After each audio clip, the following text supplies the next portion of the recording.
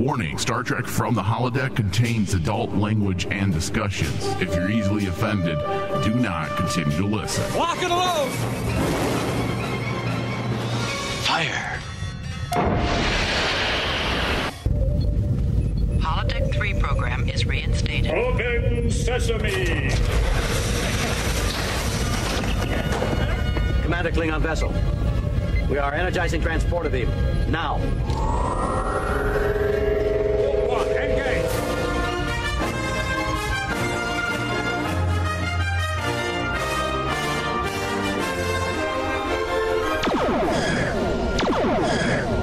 All right, hello, welcome everyone to Star Trek From the Holodeck. Courtesy of Rain Man Digital, we are here, and you're listening to us live on RM Channel 0. Nope. Hello, David. I got thrown into a vortex. The engineers running the show obviously belong on lower decks. Don't worry, Rutherford will fix it. Because my mic completely just cut out in the middle of talking. I'm like, hello, hello. Yeah, so right off the bat, we do belong on lower decks. Yes. What a shit show. Although, dude, that theme song is really growing on me. I dig it. To like it. I think it's my favorite thing about Lower Decks is the theme song. I saw some people hating on the theme song online, and I was like, what the fuck? Come on. What's wrong with everyone? It's good. It's okay. It's good. It's better than, freaking... I hate to say it's better than Picard's theme. It's way better than Picard's theme. Where it's just this two-tone thing. Yeah, I feel like I want to slip my wrist after I watch it. All right, so we will be live as much as possible for the next 22 weeks. We are talking Star Trek Lower Decks tonight, but we're also going to be covering Star Trek Discovery Season 3, and that's just around the corner. And if you want in on the live fun, text RMD69 to 50597, and you will receive push notifications when an RMD show is about to go live, or if there's some heart-stopping, edge-of-your-seat RMD-related news, like possibly an interview that I might have booked. Yeah. Ooh, that's a dangler right there. Yeah, we might be opening up a live call-in channel as well on Discord soon. We will see. Ooh, I would love to get more listener involvement and see what you guys are saying about Lower Decks and Star Trek Discovery, because right now, if I want to find out what people are thinking about Lower Decks, I have to go to a YouTube comment section and just see nothing but fodder and toxicity. How sad would it be if we open up the lines and everyone just wants to talk about, I hate Picard. I hate Picard and I hate you guys. I hate you guys. You talked me into watching it. Oh, come on. So yes, this is the Lower Decks edition. We are going to be talking for the next 9 weeks about Lower Decks. Yeah. And tonight we're going to be breaking down episode 2 of season 1, titled Envoys, directed by Kim Arndt and written by Chris Kula. Okay, so this episode had me scared for a long while. Yes, it did. The opening 2 acts or so were very rough. They were. Because they were definitely trying to push the humor to the nth degree. Well, you can't push humor. Yeah, it either clicks or it doesn't. And there was something amiss during those opening couple acts. It was just not working. And I felt like that was very strange because, as our listeners know, we enjoyed the first episode for the most part. There were some bumps and it was not perfect. There were some issues, but it did show some potential. But then moving into episode 2, I'm like, well, you took that potential, didn't use any of it. And here we are now trying to make our way through a bunch of rough jokes that just were not catching. They just weren't working. Luckily, it did smooth out by the end.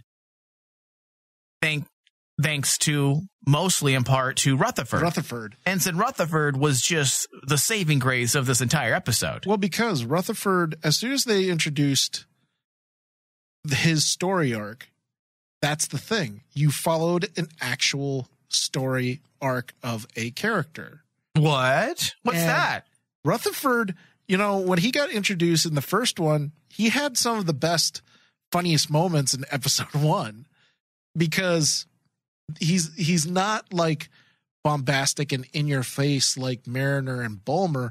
The humor with Rutherford is it reminds me of like Data. A bit, yeah. Where basically a lot of the humor that surrounds characters like Data and Spock works for a character like Rutherford, because number one, you have a character that's dealing with these new implants that's in his body that's making him do things, but also it's kind of like he has insecurities. Yeah. And yep. Honestly, he's probably the most interesting character at this point. He's the most interesting character. Especially after this episode. He's my favorite character after this episode. Yeah, dude, when Ensign Rutherford was scene where he was learning to be in command of a starship, I was actually dying laughing. That had me laughing more than episode 1. It did. That whole entire sequence had me rolling, and it was written superbly. And that's saying something, because I was already in a bad, foul mood with the opening few minutes. I'm like, oh, Jesus, this is not good.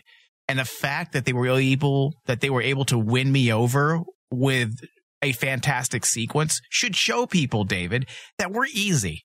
Yeah. We're just some sexy little thing looking for a good time. All you have to do is flash a little bit. Flash a little bit.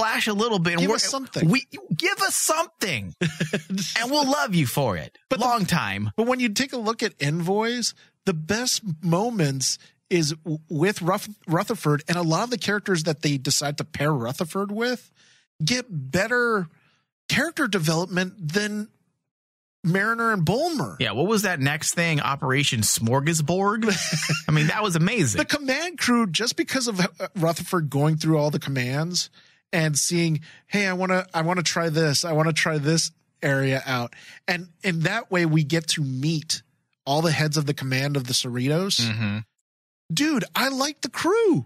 The crew is like really weird, but it works. I mean, the command scene where I forgot, it's Commander Ransom, and he's trying to teach Rutherford all the command things, and every single time everyone's dying, and it was funny. And Ransom turns to Rutherford and says, well, that's never happened before. Yeah. and I'm like going, I actually like the interaction that Rutherford had with Ransom, to the point that I actually like Ransom. Well, yes, everything was working except our two leads. Yeah. Mariner and Boimler were just not clicking. And I think that's a problem. There obviously are two leads. Yes. If we had to choose two, they would definitely be the two leads. Mariner being number one. Yeah. She's at the top. She's top billing. And I think where this episode faltered was the repeat story between Mariner and Boimler. It was essentially the same story we received in the first episode. Yeah. Instead of progressing the story in a personal direction like they should have, they left us at the end of episode 1 on a high note when it comes to the possibilities of furthering a more personal story when it comes to Mariner. Yeah. But instead, they took us back into familiar territory as the previous.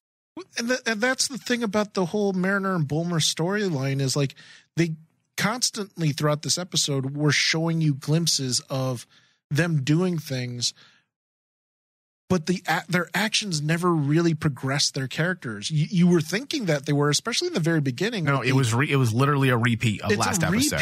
And it's then, like, Boimler sucks and is not good at anything, and Mariner's the best at everything. And we already saw that at the very beginning of the show. I was expecting them, they're going to actually do something with this energy creature that has gone on the ship, and it's attached itself to Mariner's. We know that it's Mariner's mom. Mm-hmm. Never comes back. Yeah. And I'm like going, what was the point of that? Yeah, it was weird. We shouldn't have these problems. No. And I know this is a cartoon. I get that. But as we have pointed to during our previous discussion, Rick and Morty is filled with substance. Yes, there's a lot of dick and fart jokes and over-the-top gore, but that's just window dressing. At its core, there's a very personal, real story. Yeah. So you can do it. You can take the fantastical and the over-the-top and the slapstick and make it more relevant and give it a personal flair. And I feel like they have things set in place that they can do that. But as I said, the Mariner and Boimler aspects were literally repeat. You took the exact same story and just put it into a different scenario. Yes. But you're still doing the exact same thing and saying the exact same thing. Boimler sucks. Mariner is awesome. And the problem with that, too, is like by the end of the episode, I don't like either character right now. I actually dislike Mariner. She's actually annoying. Yeah. Like, what is she, 2 years old, slamming things, like knocking food over consoles? Yeah. Like, what are you, a 5-year-old? Like, it works. The thing I'm beginning to notice, especially after the second episode, Mariner is someone they're trying to make like Rick from Rick and Morty. Someone who's bombastic, who's chaotic, but it will win the day just miraculously. The reason why it works for Rick is because Rick is drunk 100% of the times during the episodes. Yeah. And we understand that he's that way because he's drunk and he's an alcoholic. Mariner, it's just, I'm like going, you're just chaotic for no goddamn reason. Rick is chaotic with a purpose. There's chaotic. What's the word I'm looking for? How can I phrase this? It's planned chaos. Yes. Everything he's doing, he knows what he's doing. There's a reason behind what he's doing. And nothing's just because. Just because. Mariner is doing things just because. And yes, we can get the idea that, again, I'm assuming this. I'm assuming this based on that little bit we got at the end of last episode. I feel like we could assume that Mariner is purposely kind of being just a shitty officer on purpose because she wants to get back at her parents for whatever reason. Possibly she lives under their shadow. Maybe growing up with a certain level of expectations has taken a toll. We already know that she's been demoted and put down to the lower decks as an ensign. So we've already received all of that. We understand that. So there can be some planned chaos, but some of the things she does is she's doing it to everybody. She's not just doing it to her parents. She's an idiot. She's supposed to be this smart, capable person, but she's obnoxious. She's an asshole. She's a flat out asshole. Yeah.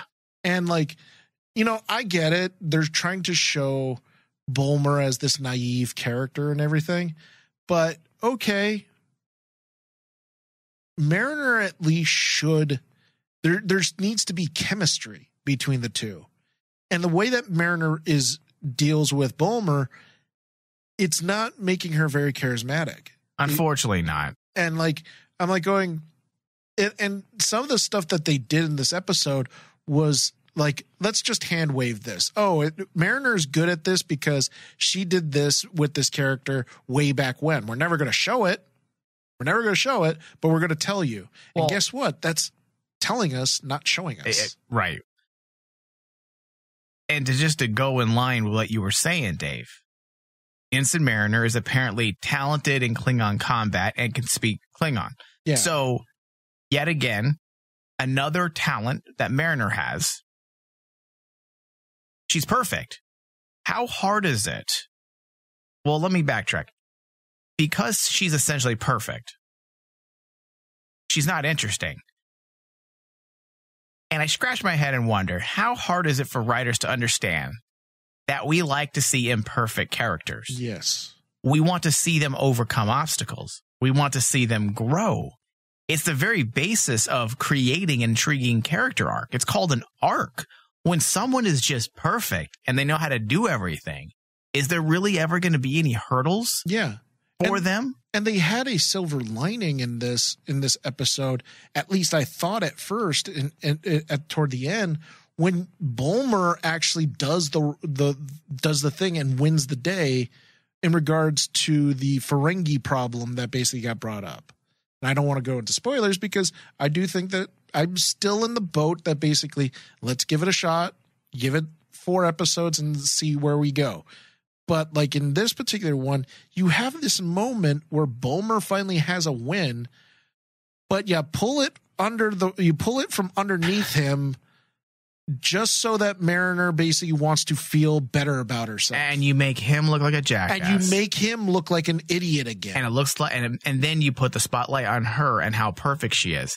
And I just don't get this new, and I'm not going to get into like social politics.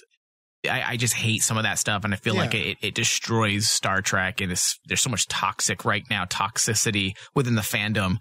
But there is this movement of late where you can't make women broken. Yeah. Women characters. You have to show them in a light of being near perfect, and they have the ability to do any and everything.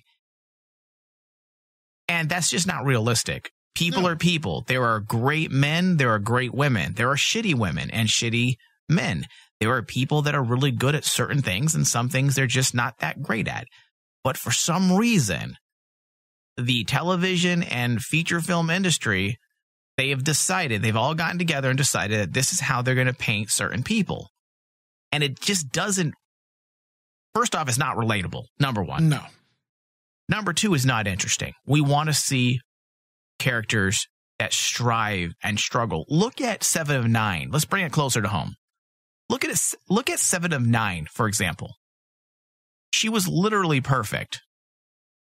Was better than everyone on Voyager intellectually. And yet she still had to learn. She had to learn that her way doesn't work. Yes. Her strive for perfection wasn't consistent and realistic. And although she might know the answer to something, it doesn't mean she has all the right solutions. That's an interesting character arc. Yeah. That's an interesting character concept. You have a character who's perfect, essentially.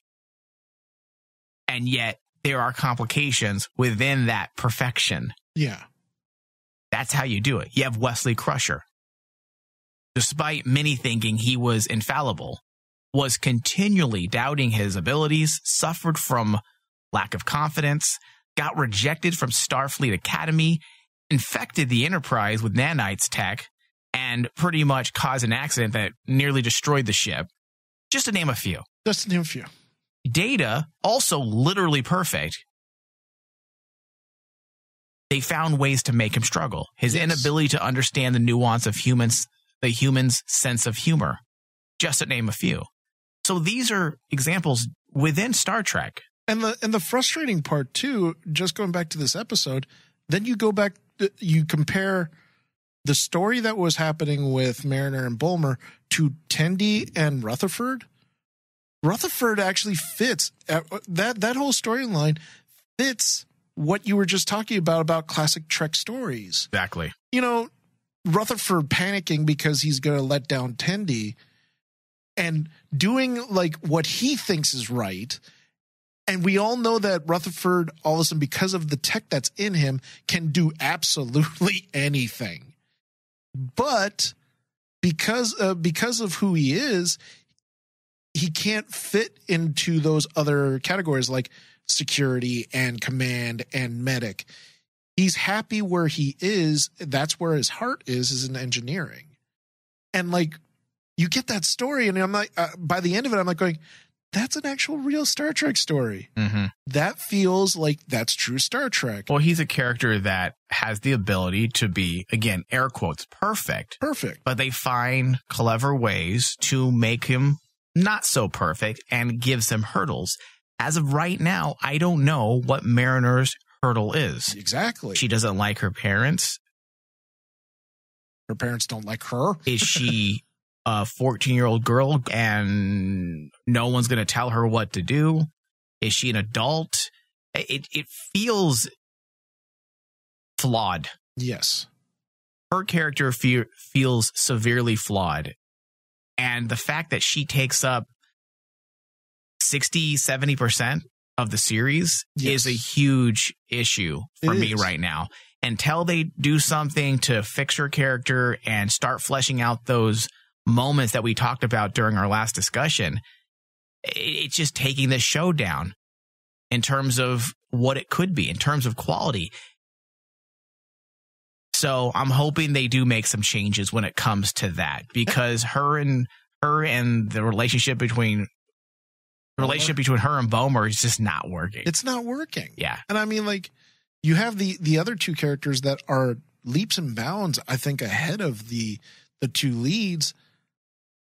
That's something bad. That's, you know, if you're trying to tell us to tune into the show, your leads need to be front and center characters that we want to see.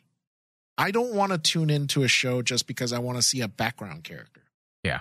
And unfortunately, that's what Rutherford is. Rutherford is a background character. He's not the main character.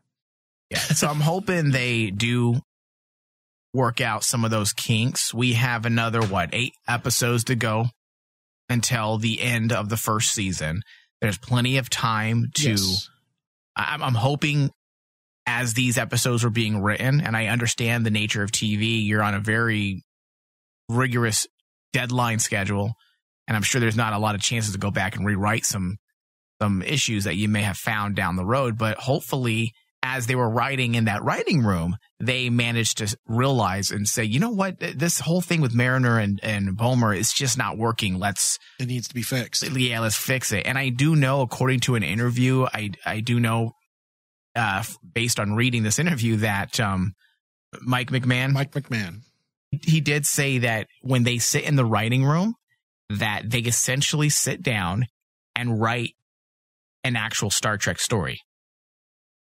And then they go back and they add the comedic aspects. And I wonder if that's what they did with this episode, because honestly, the Rutherford stuff is a Star Trek story. It really is. And then you have the chaotic craziness of Boimler and Mariner happening around them. The only the problem with that type of writing is, like, so it feels shoehorned in. You're going to go back and add the comedy. Now I get it. Second draft, right? Third draft, you go back and finesse, and maybe that's his process. But also, that doesn't sound like a safe process. You're going back and shoehorning jokes. I don't know if that's a great process. It'd be interesting to find out if they did a similar thing for Rick and Morty. It would make sense, because especially if you look at Rick and Morty's the actual story, right?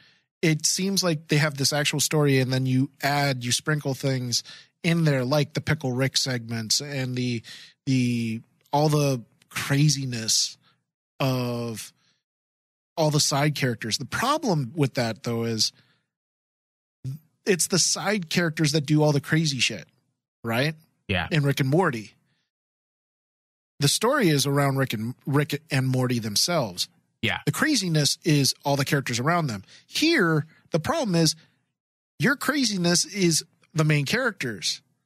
The story seems to be centered around all the side characters around. Right. With Rick and Morty, there's also a through line. There is a thematic element that had to do with family and purpose and belonging.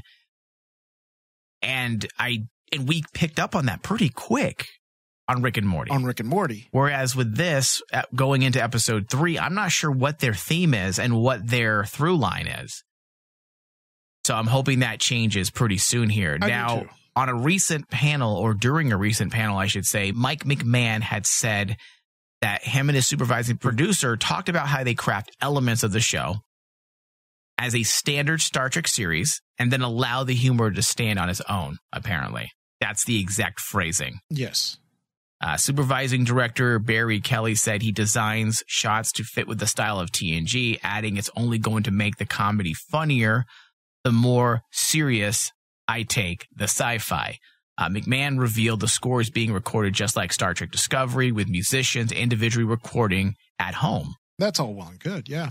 On the approach to the score, McMahon stated the music doesn't get to think it's a comedy. The music thinks this is a 40-minute dramatic episode of Star Trek. I like that. The characters end up doing funny things. Some plot lines have been rejected as being too dark or nihilistic in order to keep the tone in line with Star Trek The Next Generation. Which makes sense for Mike McMahon, because I'm sorry, Rick and Morty is infamous for their nihilistic storytelling.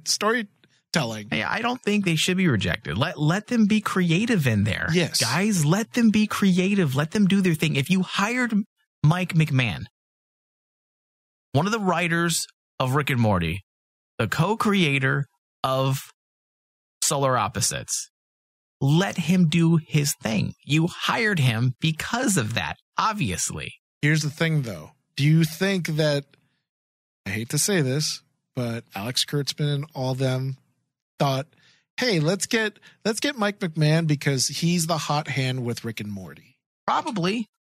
And if that's the case, damn it. Just let him do his thing. Let him do his thing. Don't. Obviously, there's certain things you don't want, like overly over the top sexual stuff, because this is Star Trek. Fine, but let it be its own thing. Let it define itself without. Don't smother it in its crib before it has a chance to live. Exactly. McMahon also teased some elements for the rest of the season. He says reconfirmed familiar guest stars will appear in season 1. There will be a holodeck malfunction episode with a sinister character, and that's in quotes. There will be a trial episode, calling it the Lower Decks version of TNG's Measure of a Man. Oh, God damn it. Says there are more Lower Decks episodes with straight parallels to previous Star Trek episodes. That'll be fun. That'll be fun. Saying they're playing the greatest hits. That is not fun. Because that's specifically something I said I did not want during our last discussion. I don't want the fucking greatest hits. You don't want a parody. I want it to be its own thing. Yes. He also said his favorite parts of season 1 are the second half, calling it wild, with the last 3 episodes being insane with lots of action. Which sounds well and good. But the journey to those points have to take us there. Well, if he says his favorite parts are coming in during the second half, then perhaps what we're going to see is exactly what we were talking about, that throughout the writing process, they figured out the show a little better and were able to work out those kinks. Yeah. There were also some discussions about how the team's focus on keeping the show within canon has limited some of the things they wanted to do. So they are trying to keep it within canon. I don't know how. I honestly don't.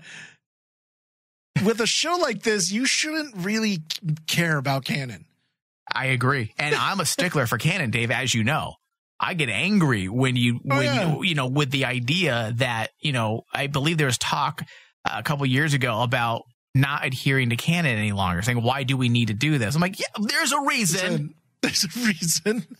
Don't fuck up 50 plus years of story because you're too lazy. But actually, this leads to one of the quote unquote negatives, or one of the cons I had about this particular episode was, like, to me, it felt like they were really trying to pay attention to canon and do all these things to get like references. Mm-hmm.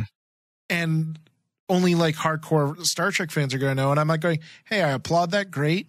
But how is that canon? But how is that canon? You're breaking the fourth wall.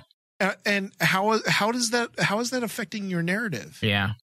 Because if you're just going to throw it out there for us to talk about it, say, hey, we remember that from, well, for example, like the one that I recognized right away was the changeling scene from when Boimler accidentally shoots the wrong Andorian. Yeah, right. Changeling thing. Yeah. That's from Star Trek the Animated Series.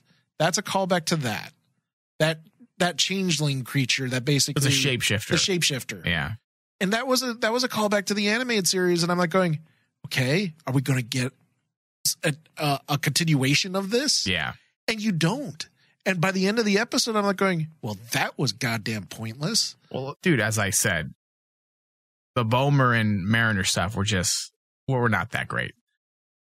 So, along with the discussions about keeping the show within canon and how it has limited certain things they want to do, McMahon revealed he wanted to include Star Trek Enterprise character T'Pol,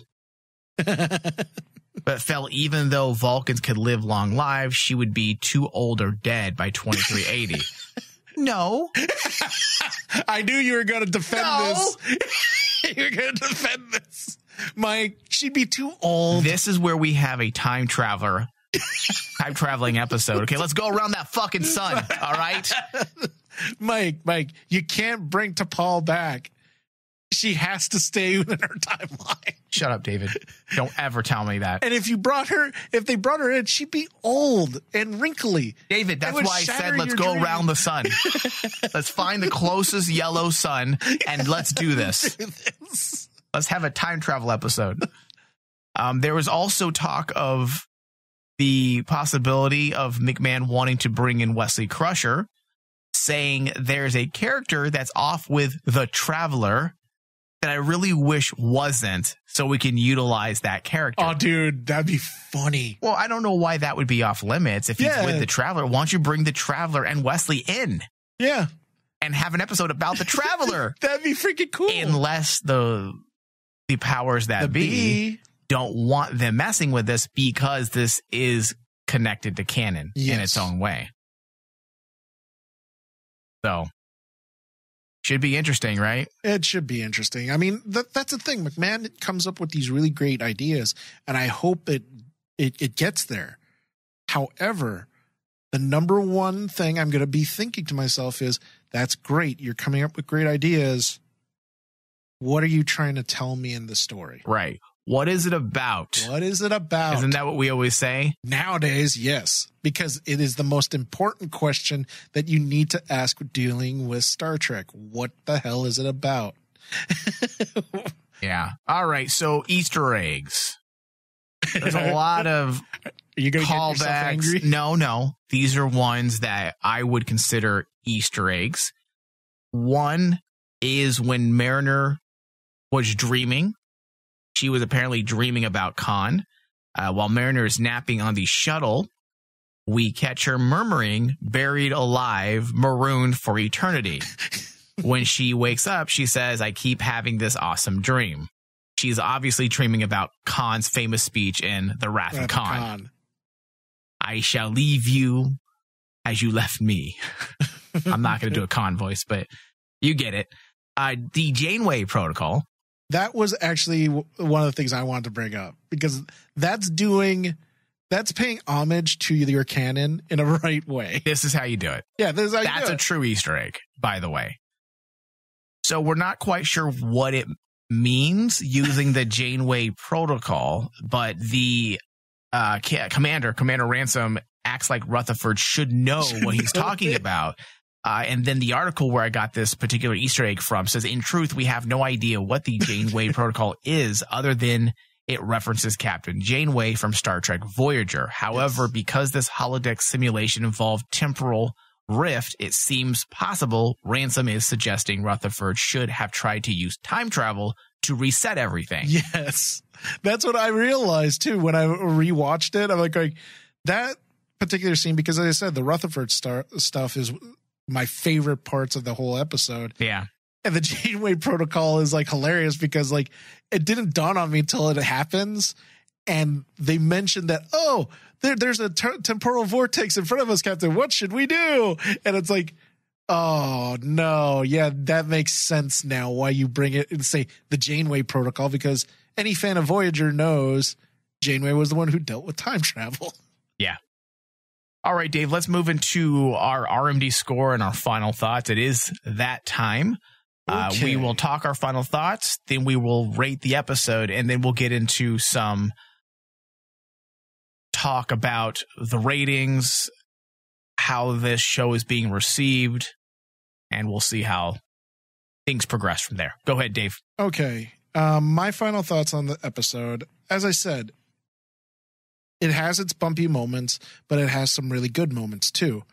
So my favorite parts have to be all of the Rutherford things. The thing with Tendi was freaking funny. I love the command crew now. I hope that we get more of them. I'm going to keep this positive and just say that I hope that they fix the Boimler and Mariner dynamic and get me interested in their story, because you're in 2 episodes. I'm going to give you until episode 4 to kill you if you gave me something bad in Star Trek. But overall, this episode gets you're going to maroon them on a planet buried alive. Them on a planet. I want a maroon Shaban on a planet. I will put buried alive. I'll put earworms in their mind. Yeah, let's put some conworms. Conworms. Can we maroon Shaban along with this writing staff if things don't fix itself? So, with that said, my score is a 70. Okay. A 70 on the episode. I don't want to give it anything lower than that, but I do not want to say that it's hell yes or kick ass. So, and it's really tough for me too, because as I said, I am a champion. I want to champion the fact that we have to give this 4 episodes because that's what they released to the reviewing public. And the reviewing public basically said, all 4 episodes after you watch it is really good. Right. The big trades have been overall pretty favorable to this series. So I'm going in this telling people, hey, give it 4 episodes. All right. So my RMD score is 60%. You're harder on it than I am. There's just really nothing of consequence going on. Honestly, you can take it or leave it. You know, if this was on Fox or CBS about 10 years ago, I would say, okay, well, this is something that you can push play or find on the guide channel, and it's your late night kind of trash entertainment. You know, this is your American Dad. This is your Family Guy, something that you just push play and you just kind of watch in the background. But this is on CBS All Access, a premium service, and I just don't see this being the type of show that people are going to seek out and scroll and then push play. Exactly. I don't see it being that type of show yet. It has a lot of work to do. I felt like we had a lot of potential with how the first episode ended, but now moving to the second episode, it was really clunky during the first half. There was a lot of just inconsistencies. The structure was off. The comedy aspects were not clicking. And then it fixed itself by the end. So 60% RMD score. That's still a decent score on our RMD score charts. It's not get fisted. No, that'd be below 40%. This is Mike McMahon's first project on his own, and maybe he's not up to the task. I mean, he worked as a writer on Rick and Morty, took over as showrunner for season 4, then bailed halfway through, went over to Solar Opposites, worked on it as a co-creator with one of his partners from Rick and Morty. Mm-hmm. This is his first show that he's doing completely by himself. And maybe he's a good writer, but not a great showrunner. So, but we'll see. We're only 2 episodes in. We're barely 55 minutes in. Yeah, exactly. So I am going to stick with it. And I do agree with your thoughts on the whole 4 episodes and how the top tier trades have been pretty much favorable to Lower Decks. They have been a lot more favorable than, say, the fans themselves. Yes. If you go over to Rotten Tomatoes, the fans are destroying Lower Decks, David. Oh, they are. Destroying Lower Decks. They don't just not like it, they hate it. It has a 66% for critics, which is about average. About average. 34% from fans, Dave. And that's the thing. From fans. And this is the type of show you're making for fans. A regular person isn't going to seek this out. Yeah. Critics aren't going to seek these out. Regular CBS All Access viewers aren't going to seek this out. The people that you make this type of show for are the fans, are Star Trek fans. And if they're not liking it, you have a fucking problem.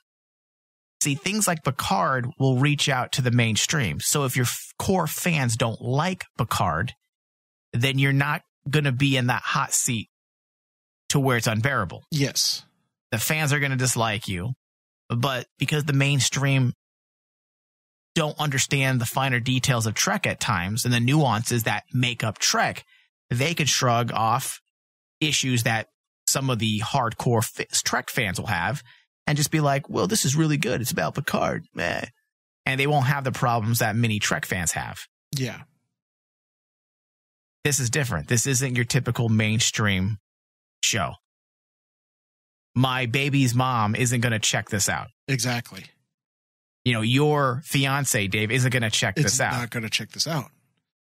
And that's ultimately it. I mean, even Star Trek as a whole, they need a win at this point because they do, Dave. At this point, if you even look at the Rotten Tomatoes of Picard, it's favorable for critics. I'm taking a look at it right now, 87%, right? Mm-hmm. Fan-wise, 57. That's not good, man. That is not good. That's not good. You're right. Trek needs a win. The fans need a win. It needs something that the Trek fans can all rally behind. And if you want to compare this to Star Wars, we should, because right now Star Wars and Star Trek are in the exact same position. Exactly. They are not speaking to their core fandom any longer. They're speaking to people who are not buying the toys, not buying the shirts. They're speaking to the mainstream people who just go see blockbuster movies in the summer and they watch certain TV shows on television, high concept TV shows. In order for survival, in order for a fandom to survive, you have to capture your fandom. You have to speak to the bulk of your elite audience. That's how a show survives, because we're the ones who buy the merch. We're the ones who buy the DVD collections. We're the one who keeps the shows alive. And if you're not speaking to your fans anymore, then you have a problem. You have a problem. Discovery Season 1 had its issues, but it was decent. A lot of the fans didn't like it. Discovery Season 2 came around, and it won over many of the naysayers. Yeah. Discovery Season 2, which was a much better installment than the first season.